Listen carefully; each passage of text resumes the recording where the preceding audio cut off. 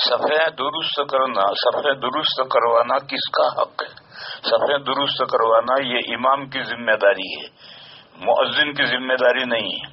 ہمارے یہاں جو یہ طریقہ چل پڑا ہے کہ جب گھڑی میں ٹن ہوا تو مؤذن آ جائے گا، لوگ بھی کھڑے ہو جائیں گے، امام صاحب بھی مصلی پر جا کر کھڑے ہو جائیں گے، اور جب صفحہ درست ہو جائیں گی تو مؤذن دائیں اور بائیں دیکھے گا اور دیکھا کہ صفحہ درست ہوئی، اب تکبیر شروع کرے گا۔ یہ غلط طریقہ ہے۔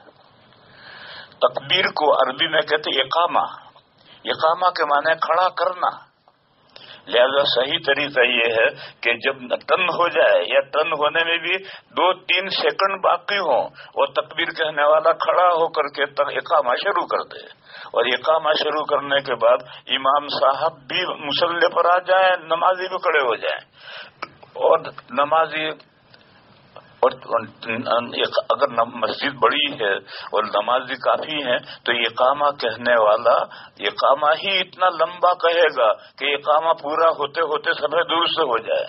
مکہ مکرمہ میں حرم شریف میں جب اقامہ شروع ہوتا ہے تو وہاں اقامہ میں مفرد ایک مرتبہ کلمہ کہتے ہیں، پھر بھی وہ اتنا لمبا اقامہ کہتا ہے کہ کتنا بھی دور سے آ کر سب میں کھڑے ہو جاتے ہیں۔ اور ہمارے یہاں ایک سانس میں اقامہ نمٹا دیتا ہے، 2 سانس میں اقامہ نمٹا دیتا ہے۔ یہی طریقہ غلط ہے۔ اگر تھوڑے ہیں تو اقامہ جلدی کہو، اور اگر لوگ مسجد بڑی ہے تو اقامہ ٹھہر ٹھہر کر کہو، تاکہ اقامہ پورے ہوتے ہوتے لوگ صفحہ خود ہی سے کر لیں۔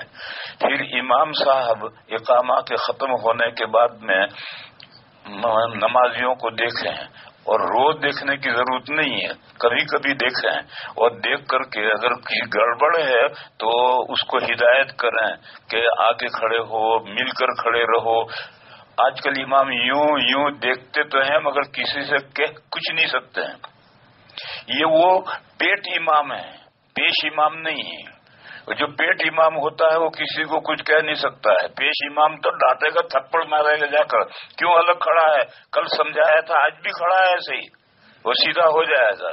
پیش امام تو حاکم ہوتا ہے، اور پیٹ امام دیکھے گا، کہہ نہیں سکتا کچھ۔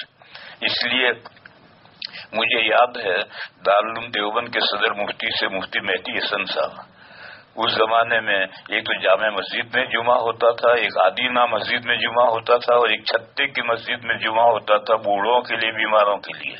تو حضرت مفتی مہدی حسن صاحب جو دارالعلوم کے صدر مفتی تھے وہ جمعہ پڑھاتے تھے تو خطبہ دیتے تھے۔ خطبہ انہوں نے ختم کیا، اب مؤذن نے کھڑے ہوئے اقامہ شروع کیا، وہ ممبر پر ہی کھڑے رہتے تھے، اس نے اقامہ شروع کیا۔ جب وہ پورا اقامہ اس نے پورا کیا تب حضرت وہیں ممبر پر کھڑے ہوئے، وہ لال رومال والے ذرا آگے بڑھو، عربی فلاں ٹوپی والے مل کر کھڑے رہو، پوری سب کو سمے درست کر کے پھر نیچے آ کر مصلی پر آ کر اللہ اکبر کہہ کر نماز شروع کرتے تھے۔ تو نماز شروع کرنا یہ امام کی ذمہ داری ہے۔ حضور کے زمانے میں حدیثوں میں ہے کہ نبی پاک صلی اللہ علیہ وسلم صفحہ درست کراتے تھے، حضرت بلال نہیں کراتے تھے، اور خلفائے راشدین کے زمانے میں بھی امام صفحہ درست کراتا۔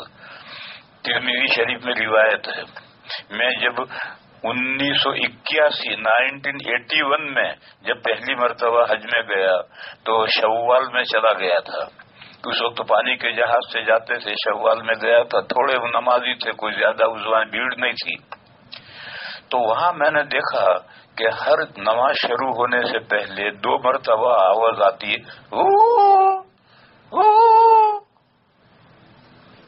اب میں سوچتا کہ یا اللہ یہاں یہ نماز میں کیا جز نیا آیا، ہمارے یہاں تو کوئی ایسا نہیں کرتا۔ میں سوچتا رہا، 1 مہینے کے بعد میری سمجھ میں آیا، کوئی امام کہتا استوو، یعنی صفحہ درست کر دو، تو ایسا استوو کہنے کا کیا حاصل ہے جس کو میں 1 مہینے میں سمجھا جا کر کے کہ یہ استوو کہتا ہے۔